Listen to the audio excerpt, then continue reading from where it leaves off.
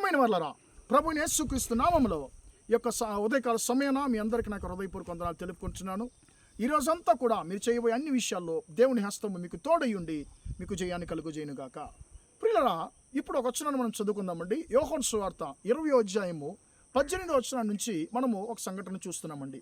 శిష్యులందరూ కూడా యూదులకు భయపడి ఇంటి తలుపులు మూయబడి ఉండగా వారు భయపడి ఆ యొక్క ఇంట్లో ఉన్నప్పుడు యేసు వచ్చి మధ్య నిలిచి మీకు సమాధానము అని చెప్పి అంటున్నాడండి. ప్రియులారా, ఇప్పుడు శిష్యుల యొక్క సమస్య ఏంటంటే భయము. రెండు విధాలైనటువంటి భయం గురించి ఒక వచనం మనతో మాట్లాడుతుందండి. మొట్టమొదటిగా మనుషులు గురించినటువంటి భయము, రెండోది మరణాన్ని గురించినటువంటి భయము. ఎందుకు మనుషుల గురించి భయం ఏంటి? ఆ శిష్యుల్లో వారి యొక్క మనసులో ఏముంటుంది? యూదులు మన ప్రభువైన యేసుక్రీస్తును సిలువేసి చంపేశారు.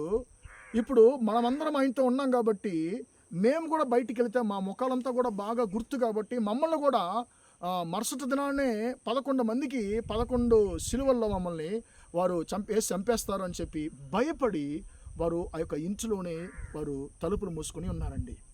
ప్రియులరా, ఇంకోటి ఏంటంటే మరణం. యూదులు బయటికి వెళితే వాళ్ళు చంపేస్తారు.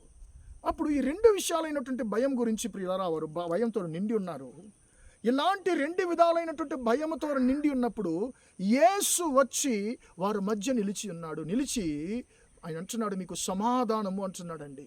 వీరందరూ వారి యొక్క ఆలోచన ఏంటి? యేసయ్య చనిపోయాడు, యేసయ్యని చంపేశారు.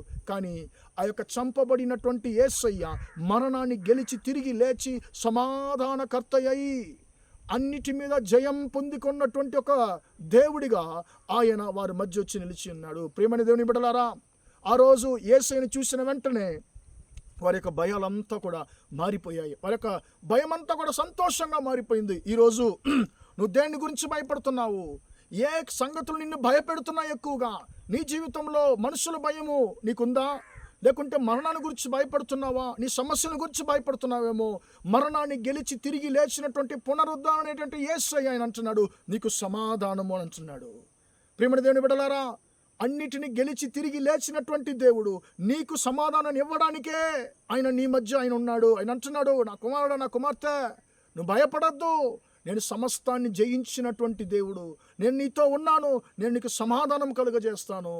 నేను భయపడేటువంటి విషయాలు ఏంటో దేవుని దగ్గర చెప్పుకో. దేవుని బిడ్డ ఆయన అన్నిటిని మార్చేటువంటి దేవుడిగా ఉంటున్నాడు. ప్రార్థన చేద్దామా? ప్రేమగల మా తండ్రి, దయగల దేవ, ఇంతవరకు ఈ మాటలు విన్న మీ బిడ్డలు మీరు దీవించండి, ఆశీర్వదించండి తండ్రి. యేసయ్యా స్తోత్రం తండ్రి. ఆ రోజు భయంతో నిండి ఉన్న శిష్యుల మధ్య తండ్రి నిలిచి మీకు సమాధానం కలుగునుగా అని చెప్పినప్పుడు వారికి భయమంతా కూడా తొలగించి తండ్రి సమాధానం వారికి ఇచ్చావు తండ్రి.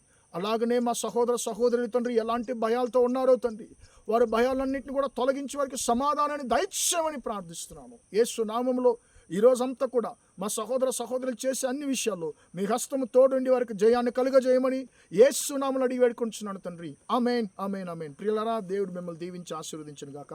Praise the lord.